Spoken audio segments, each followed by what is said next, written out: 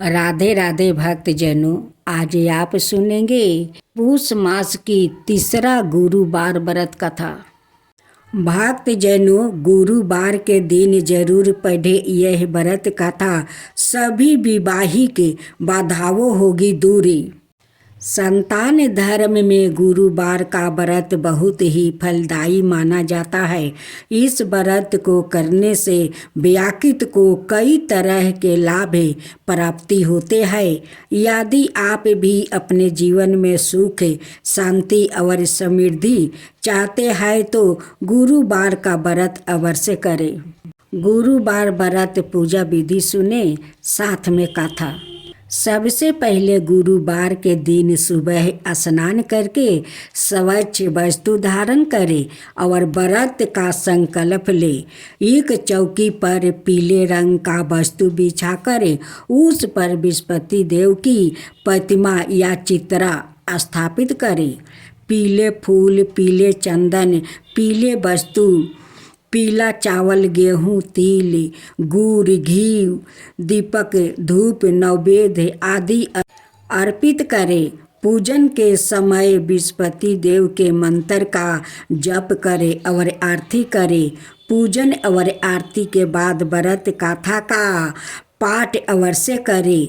पीले रंग का भोजन बनाकर बृहस्पति देव को भोग लगाए। गरीबों और जरूरतमंदों को भोजन वस्तु आदि दान करें। अब सुने गुरुवार व्रत कथा। प्राचीन काल में एक ब्राह्मण रहता था। वो बहुत निर्धन था। उसके कोई संतान नहीं थी।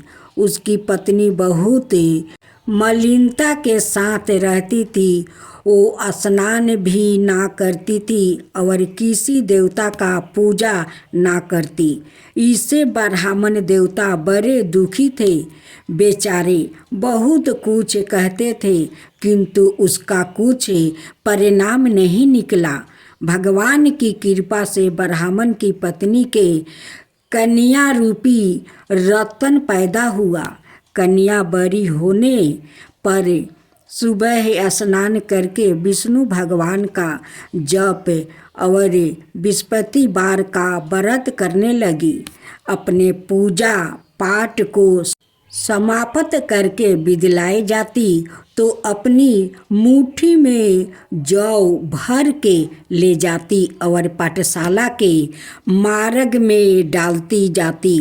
तब यह जौ सौरन के जो जाते, लौटते समय उनको बीन कर घर ले आती थी।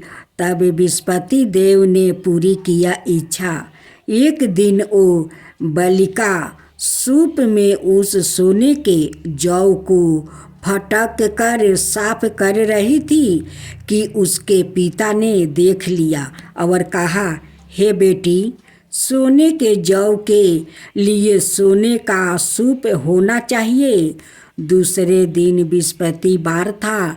इस कन्या ने व्रत रखा और बृहस्पति देव से प्रार्थना करके कहा कि मैंने आपकी पूजा सच्चे मन से की हो तो मेरे लिए सोने का सूप दे दो।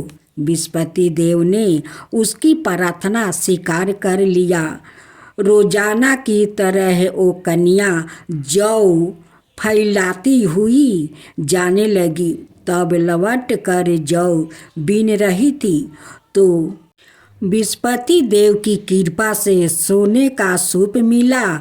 उसे वो घर ले आई और उसमें जौ साफ करने लगी, परंतु उसकी माँ का वही ढंग रहा।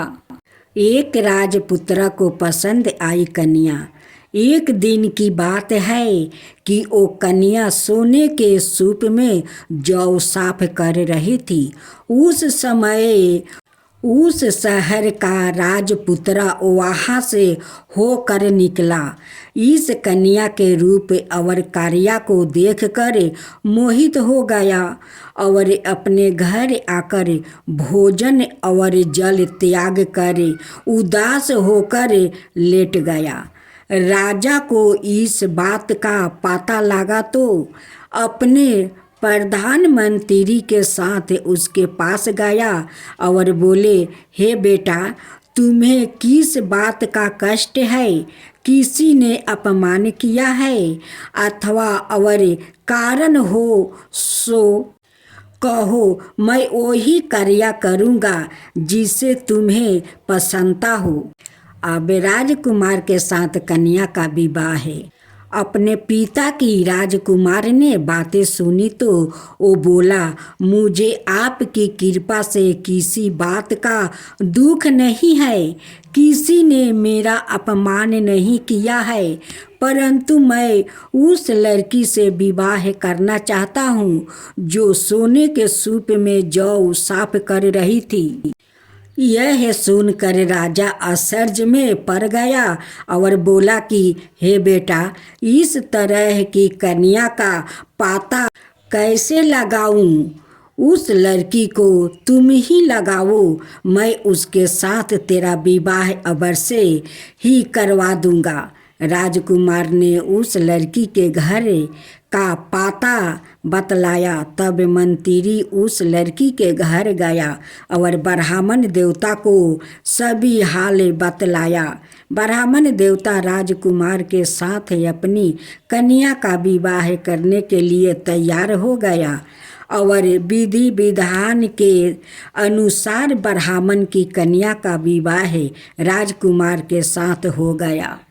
अब बेटी ने की पिता की मदद। कन्या के घर से जाते ही पहले की भांति उस ब्राह्मण देवता के घर में गरीबी का निवास हो गया। अब भोजन के लिए सभी अन्न बड़ी मुश्किल से मिलता था। एक दिन दुखी होकर ब्राह्मण देवता अपनी पुत्री के पास गया। बेटी ने पिता की दुखी अवस्था को देखा और अपनी माँ का हाल पूछा। तब ब्राह्मण ने सभी हाल कन्या को कह सुनाया।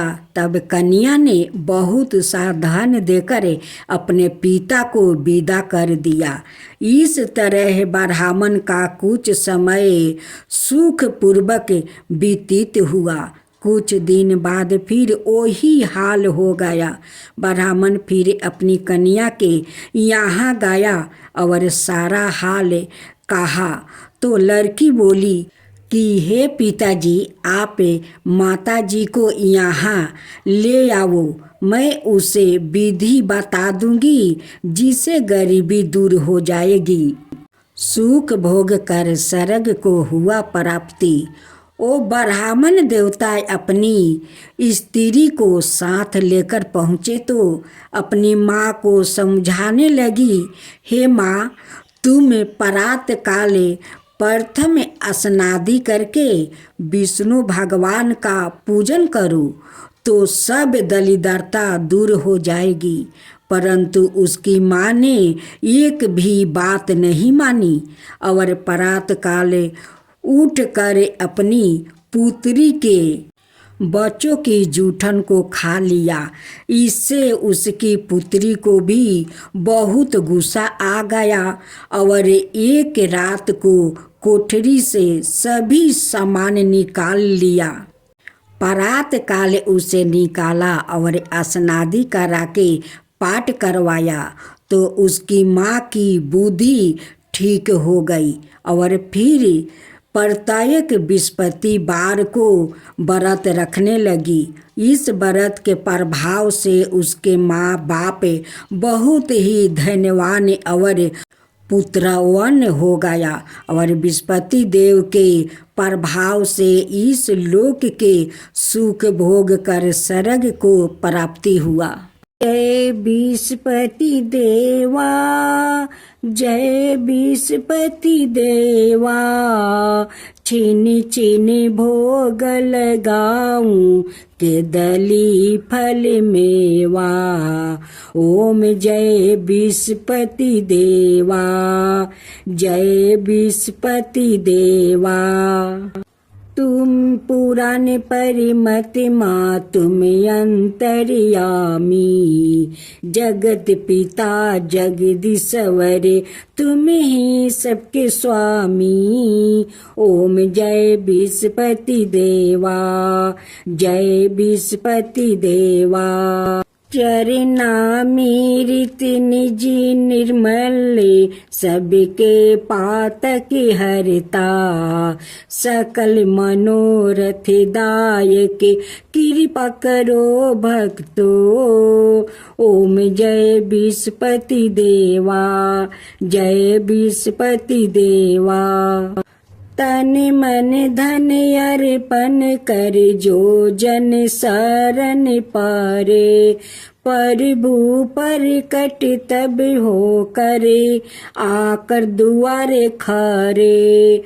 ओम जय विस्पति देवा, जय विस्पति देवा। दीन दयाल दया निधि भक्तन हितकारी, पापी दोष सब हरता, भाव बंधन हारी।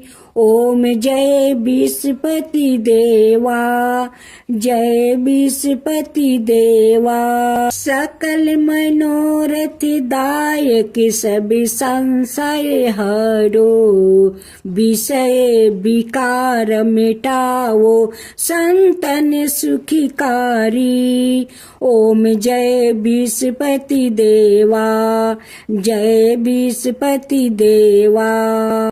जो कोई आरती तेरी प्रेम सहित गावे, जेठाय नंदय नंदन कर सो निश्चय पावे। ओम जय विस्पति देवा, जय विस्पति देवा। सब मिलकर बोलो विस्पति भगवान की जय, विस्पति देव की जय।